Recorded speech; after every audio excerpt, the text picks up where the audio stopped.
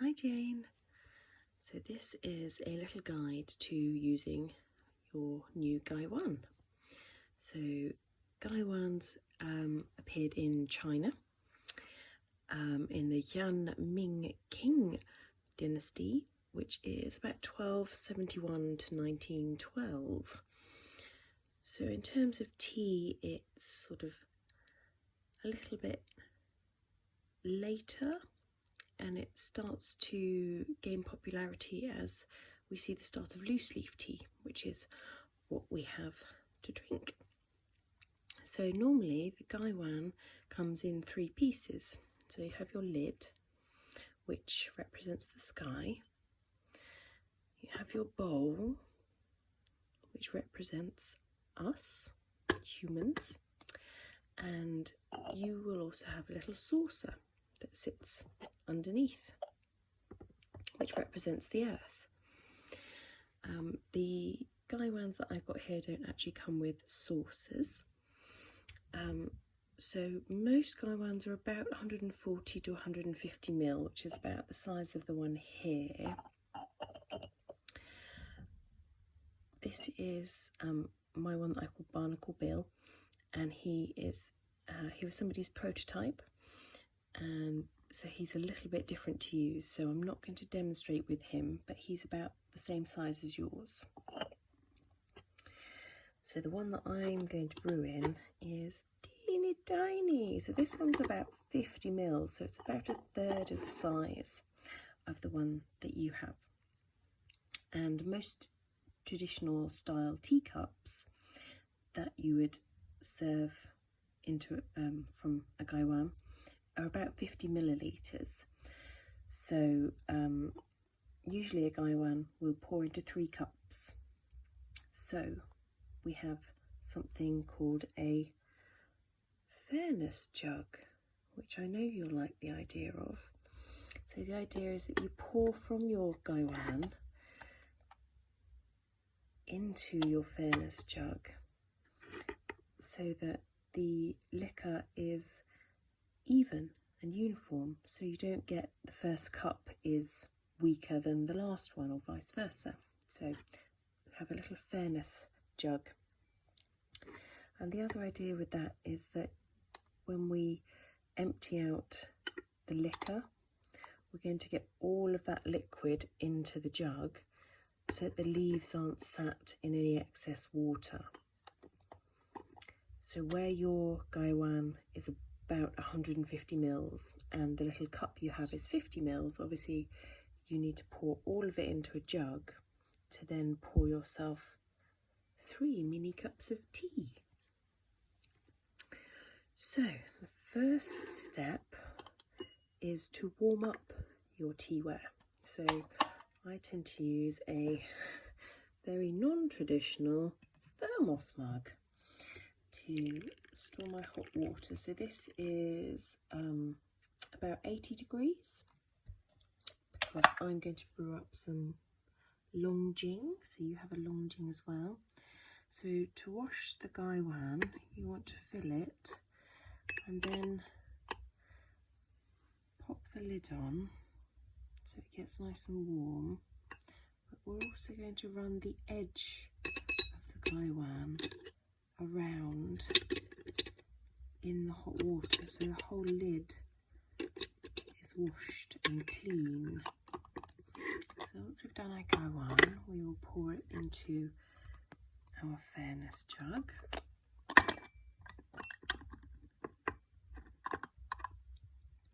So that is also clean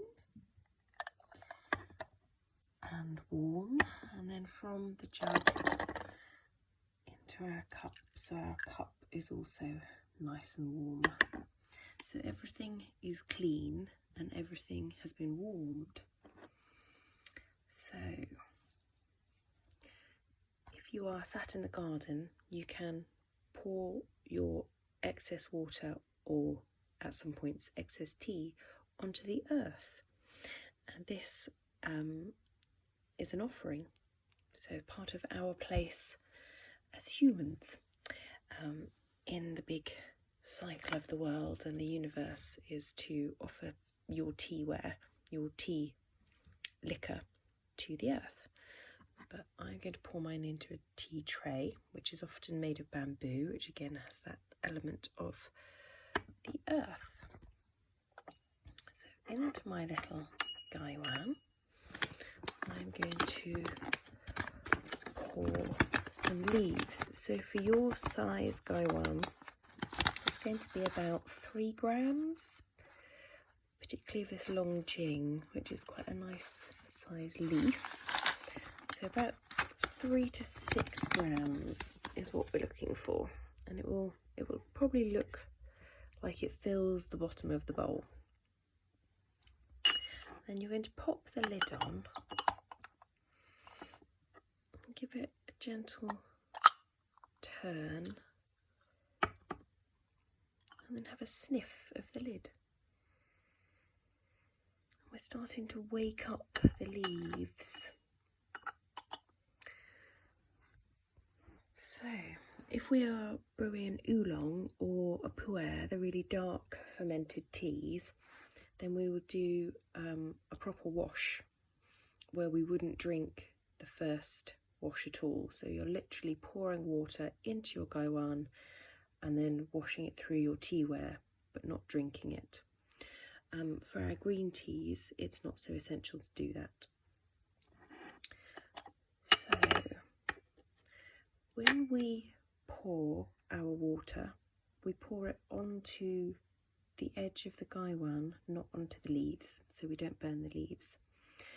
If you are right-handed, like me, if you're pouring anti-clockwise, this is to welcome in your guests. And if you're pouring, I did that the wrong way around. So, yes, I would go anti-clockwise to welcome guests and clockwise to say goodbye. If you're left-handed, it's the other way around. So if you're pouring your water left-handed, you are going clockwise to welcome your guests and anti-clockwise to say goodbye.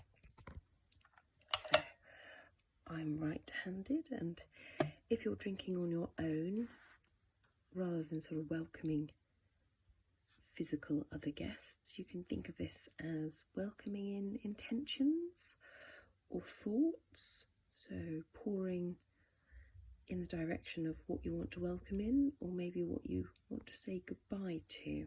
So I'm going to welcome in some nice healing thoughts. Oh, I have rather overfilled that.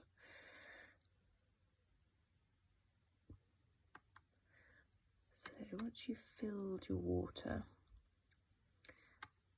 or excessively in my case, you want to make sure all the leaves are nicely dunked under, so everything is wet. You can use the edge of your Gaiwan to gently do that, so everything's getting nicely wet.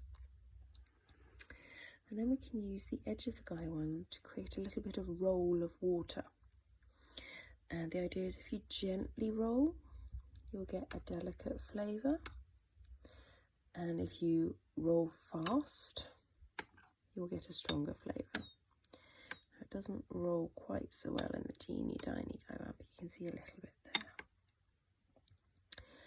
And once you are happy with that, you leave it with the lid on, but about 40-45 degrees.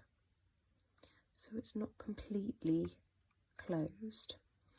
And the idea is that if it's completely closed, you're keeping all the heat in. And this does two things. One, we are looking to cool the water from where we started at 80 degrees through our process of the cups to bring it down to body temperature to make it healthier for us to drink. It also means that if the leaves aren't completely steamed, we're keeping as much of the nutrients as possible and keeping the flavour. So with our lid on its 45-degree angle, it's going to sit there for about 10 or 20 seconds, so really not long at all.